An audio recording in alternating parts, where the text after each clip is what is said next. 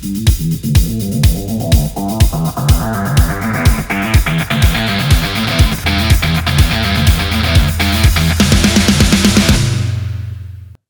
Happy New Year. Welcome to the Biker Protocol channel. I am Picasso with the Eagle Riders MC. I'm here today with... I am Hollywood with Black Patch MC here in Las Vegas. Cool. So wishing you a Happy New Year. We hope now that we've kind of passed the major holidays, or we're kind of still in the middle of some of them, hope Santa brought you lots of goodies this year, certainly many things for your motorcycle.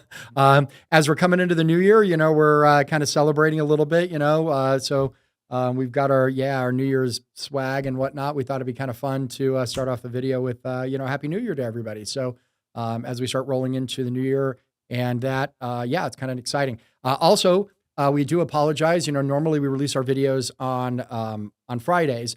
And so we didn't have a chance. We're still working on the studio. You can see we have our new LED wall behind us. You'll start seeing some ride videos and some other stuff coming in with that. So we're still kind of working out some of the kinks, and we had a little delay on Friday. I had an interesting thing. I had lunch with some hangarounds yesterday. We rode out to a place called the Pioneer Saloon outside of Las Vegas. And a lot of people might be familiar with it. It's part of the whole Fallout game series and stuff. They do a lot of filming out there and stuff. And, but anyway, so we were out there, and so we're having lunch.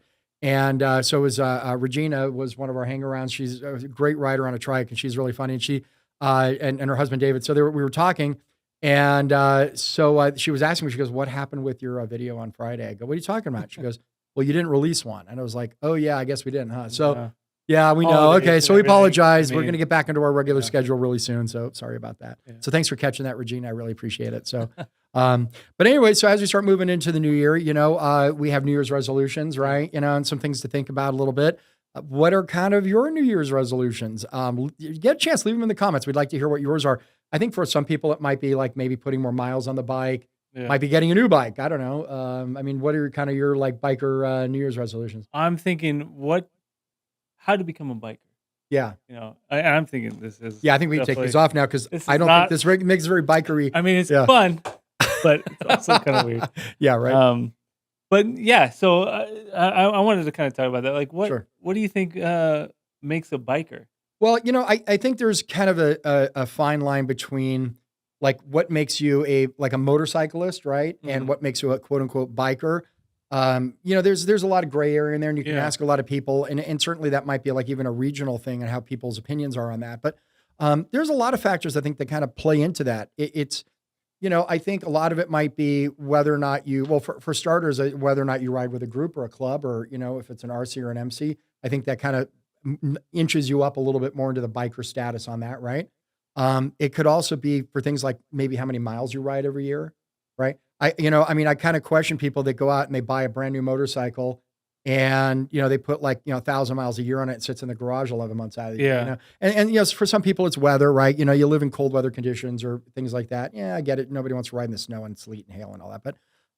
But we see this all too often. It was like, how many times have you gone on to like Craigslist or Facebook Market or any of these other places, and you see like an infinite number of motorcycles for sale that have, look great, that are 4 or 5 years old and have 2,000 miles on them. Right? Yeah. I mean, they're all over the place. But so what I'm getting, definitely those are all valid points. People think, I buy a $40,000 motorcycle and I'm a biker, but we're biker protocol. Yeah. I'd also say, biker culture, at least. 100%. I would hope we're trying to show a little bit of that. But thinking back to where the culture came from, what made them bikers in turn, what makes you a biker.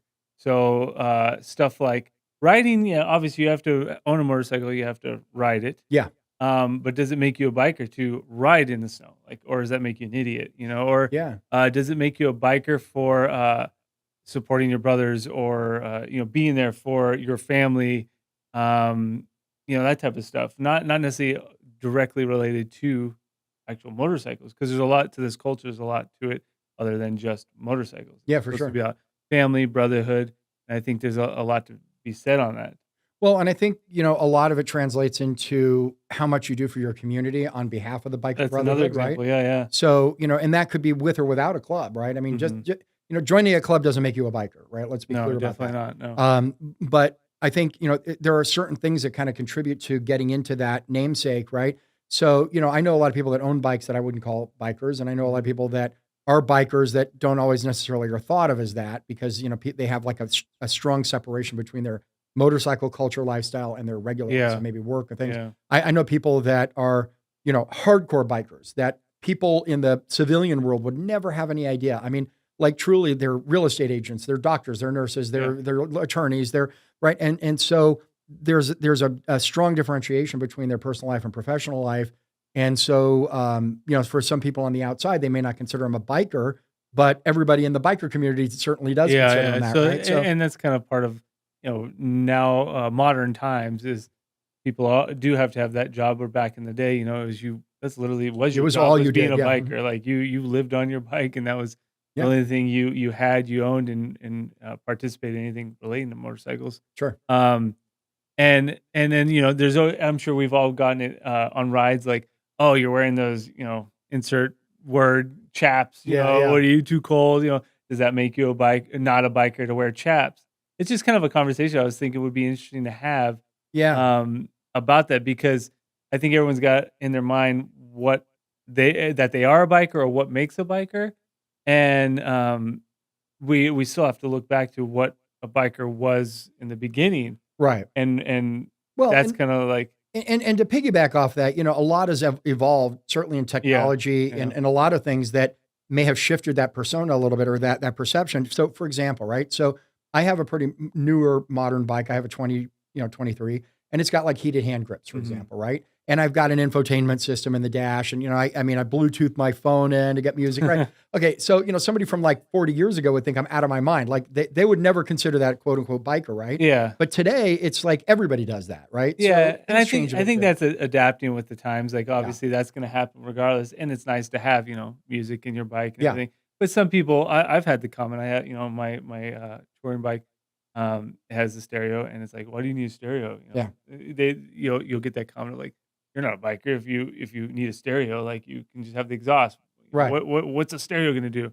And yes and no. I mean, stereos are nice. That's Mhm. the It's a benefit creature of the comfort, right? yeah, Yeah. the Mhm. modern times and you're able to have it.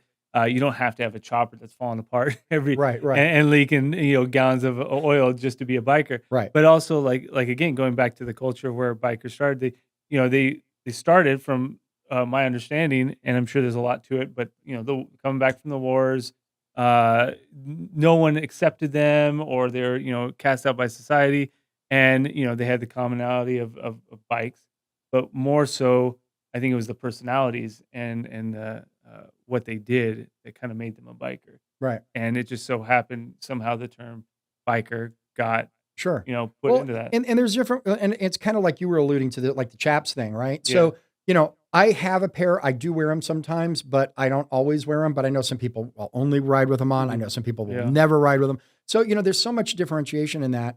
And it's not even just so much the what you're wearing, but it's a lot of times how you're wearing it. But it's also with the, all of the other elements that kind of play into Yeah, that, right? definitely. So, I mean, so not to cut you off, but yeah, like I used to wear chaps all the time, and then I got heated gear, which is a right, modern creature comfort. I wouldn't say that would make me a less or more of a biker anyways. It's just kind of that comfortability yeah. I was able to get. So, uh, it Well, was but like with those little the comforts allows you to ride longer, yeah. right? See, and that's kind of how I look at it is, if I was on a 1970s, let's say, era Mhm. motorcycle, right? Putting 700 miles on a bike, that's Oh, yeah. like I'll give you a good example. We had a guy in our club once who did the Iron Butt, right? Yeah. You know, Yeah, I've done it. and for those of you who are not familiar, to do the Iron Butt, it's an organization actually, and you have to follow a set of rules. But essentially, you're riding 1,000 miles in a 24-hour period. And they have You different did it, right? yeah, I've done the 1,000 and the Yeah. 1,500. Oh wow. They have Okay. different ones. They even have, like, 2,500 in, like, 2 days or something Oh, like that's crazy. there's a Okay. bunch of I couldn't different, do that. categories. So it's interesting because so we had a guy that did it and he wanted to test the route. This is how crazy he was. He wanted to test the route. So he did the 1,000 miles like unofficially Right. first, and then the next day did the 1,000 miles Yeah. nuts, right? And you have to provide receipts. It's like a whole Yeah. process for this, right? But like to me, proving that you can do 1,000 miles in a day doesn't prove to me that you're any better than somebody Yeah, who can do yeah. 700, right? And So it's kind especially of like with that, right? the creature comforts. I Right. mean, it's a lot easier to do it than back. So there's another organization called Ride 1K in a day, and Mhm. you can kind of double dip on them and do both of that and the Iron Butt, but they don't like to get along. Story for another time. But they actually do records, and one of them, don't quote me on this, but it was, I want to say 1,000 miles in 24 hours, but on like a chopper, what do you call it? Rigid frame. Oh, wow. Yeah, Okay. and Ooh, they did yeah. it in like, I want to say 16 hours. Not my cup of tea. Yeah. He literally, I've met the guy. Who does the guy does He that, man? That's he hardcore. strapped like some sort of like keg on the front of his bike and made a fuel line so he could just flip a Never have to switch. stop. And then Oh, he had a man. catheter so he could, What? take a piss while he's going. Yeah, legit. Oh, man. Now that would be a biker to That's me. yeah, I would agree. It's pretty hard to top that. Yeah. Okay. Yeah, it was pretty good. So, but Yeah. so it is a biker being tough. Well, that's another This is thing, another right? thing. It's like a thing everyone thinks bikers are. Oh, they're tough. Yeah, and I know I know a lot of people who you would meet that may not necessarily fall into that category. Yeah. And I know a lot of guys that ride that are tough that really aren't, right? Yeah. They give a good persona, Yeah. right? But I think at the end of the day, the truth is it's kind of a little bit of all of these things. Mhm. I don't see it as, one thing makes you a biker and one thing doesn't, or disqualifies you if you don't do it. I think you have to have a little bit of elements of all of these things. Yeah. I think the toughness doesn't necessarily mean like tough in a fight, but a lot of it means how tough are you to be able to get on a motorcycle and just hop on and ride 500 miles. Just Yeah. like, let's go. And we're riding to, and we've done rides like that, right? Mhm. Like we're just like, we do occasionally, we just did one this weekend, we do mystery rides. So, we have rides a lot of times our club will post where it's like, okay, we're going from here to there. We're going to have lunch. We're going to come back this way. We kind of have an organized ride. Sometimes we do mystery rides where nobody knows when they show up what we're going. Yeah. So we show up, let's decide somewhere, and then boom, we're off, and it's 500 miles in a day. Yeah. And so, I think there's a little bit of being able to be tough, but also to be able to roll with the punches a little bit too, and be adaptable. I know a lot of people that, sometimes different levels of temperament for this culture sometimes interferes with things like that too. Yeah. So sometimes it's being able to restrain your toughness. Exactly. I was going to say, being tough doesn't just mean being a metalhead all the time. Right. Like, I can take on anyone, whatever, come at me. Yeah. It's also about restrainment, I think. Yeah. And I think that's a big part of, because if you, again, going back in that culture where we all come from, is there's a lot of restraint back then. Nowadays, it's like, how many fights from clubs are happening, shootouts, whatever it is. The restraint is not there anymore. It's just about who wants to prove they're tough, but does that make them tough? Correct. Is my thoughts. What would you say, coming from back in the day when the motorcycle club culture came around, or the biker culture for that matter, would be one thing that would stand out to you that said, this is what a biker is? I think it's a little bit of, like I said, I think it's a lot of things. I think it's not just the image, right? Mhm. How you portray yourself, Yeah. but the fact that you're actually on a motorcycle and that becomes part of your lifestyle. Yeah. And I think that's where a lot of this comes from is that some people get on a bike and ride, like I'll give you an example for a short amount of time, and don't fault me for this if you're watching. I owned a Goldwing for a short amount of time. Yes, I know, right? But that's another conversation. That's a whole other If you're a conversation. bike, does that make you a bike? Right. Yeah. What you ride. To me, it doesn't. I Yeah. don't care. I mean, there are some clubs, for example, that might, consider like you have to have an ally bike, or, you have to be on a certain brand, right? That happens. Yeah. I'm taking that up to. Yeah. But that less concerns me. I'm more concerned with what you're riding.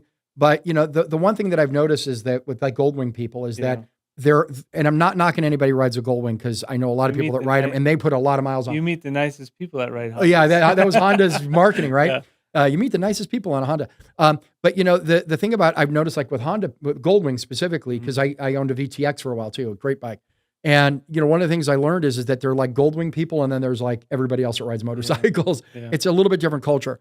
But like I think if you're whatever you're riding, it really comes down to, is that actually ingrained into your lifestyle? So like, and not everybody may know it because of the professional nature of what you do for a living, let's say, or maybe the social circles that you hang out with. But everybody knows that I'm a biker because all I do is post stuff everywhere about what I do, and I'm always on a motorcycle as part of my lifestyle.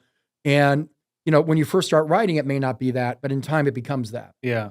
Yeah. And I think that's how you're embracing the culture and how you're working within that culture is really what makes you and establish what, a biker would be. I guess that makes sense. And I, again, not necessarily related just to motorcycles. Yeah. The whole encompassing idea. I think one of the biggest things for me stands out is just respect. Yes. Mhm. Being Absolutely. a stand-up person and understanding, like we've talked about, taking your glasses off to introduce yourself, or just not being a complete insert word. Yeah. A-hole, yeah. Because it all starts there, and then that's where it can deteriorate, depending on what's given and what's gotten or received. Um, I think that's kind of the basis, right? That's For what sure. I felt I learned when I got into this lifestyle was respect was the most important thing to go forth with. And I've met so many people that you know are very respectful, and Oh, in sure. turn, I respect the hell out of them. But it also transcends little things too. Like, and this is why I say it's how you embrace the culture. So I know, for example, right? And we talked just a second ago about brands, right? Yeah, Just because you're on a Harley or a Victory or an Indian or whatever, right? That doesn't necessarily make you so much like a biker. Because I know people that are on Booses that are just as much of a quote unquote biker. yeah. Well, yeah, well, we'll Sorry, check, but, sorry. but we know because there are Yeah, clubs here in Vegas of that course, are yeah. sport bike clubs, Oh, right? definitely. No. And so again, it's a little bit different culture than what you and I are used to, but it doesn't change the fact that they're still embrace the culture and they understand everything. And so, Yeah. I don't consider course, somebody yeah, who rides that any different, right? No, I think anyone that it's just if you ride, that's the start of being a biker. But there's just so much more to it. There's a lot to it, but I think it's really truly. There's no one thing. It's embracing all of this. And what do you guys think? What makes you a biker? Yeah. Are you a biker? Do you consider yourself a biker, or do you not like that term? Yeah, that's a good point too. Some people don't like that term. Yeah. So. Yeah. I have some friends that are like those, dirty bikers, and I don't know what other term you use. Motorcyclist. A motorcyclist, I guess. Sure. But yeah, what do you guys think? Leave it in the comments, and if you haven't done so, please always ask this, right? Like and subscribe to this channel because it really helps us to kind of beautify our studio a little bit and get this kind of stuff, right? But please, if you can, like and subscribe to our channel. It allows us to bring more content to you every single week. And so, and we do, and we do have a lot of plans. Obviously, going in the new year, we're going to really dive into it. Holidays have kind of slowed us down. I mean, we've got this beautiful screen, and there's a lot of things we can do with it. We want to interview people, bring in some other bikers, and other club members, other people that run charities. I mean, we have a lot of guests we're lining up for the next month or so. Yeah. And so we've just been waiting to get the studio fully set so we can not have a hitch. This was actually one of our rides. We recorded this the other day. So out of Valley of Fire. Yeah. It's nice. So, yeah. But so I guess what makes you a biker? Yeah. Love to hear from it. Yeah. So leave it in the comments. Thank you for watching. We hope this was a good video for you, and we will see you on the next one. Have a happy new year. Yep. And wait. Oh, pop it. Oh yeah. We got to do our traditional shot. Oh, we got new shot glasses. So Hollywood was getting mad at me because I kept getting these dorky shot glasses. So he got more. So I was at a place that's called Cowboy Christmas. It was and they have these. These are shotgun shell shot glasses. So hopefully this doesn't explode. Our producer Robin's going to kill us. Southern brass, 12 gauge. Yeah. Okay. So we got to do this without exploding. Oh, geez. Should we? Nope, we're good. I think. I don't want to. Yeah, for New Year's, I got to do champagne, right? We're not gonna shake it up. I spent a whole $1.99 on this bottle. Let me tell you, this is the best that 7-Eleven can provide. He always gets the cheapest stuff. Crappiest, I swear. All right, cheers. Yeah. All right, Happy New Year, everybody. Happy New Year. Join us with a whatever you got, but yeah. Oh yeah, that tastes like $1.99 champagne. Oh man. Is that supposed to? Are you supposed to shoot champagne? No, but we just did. Right. Happy New Year, everybody. We'll see you in the next video. Bye.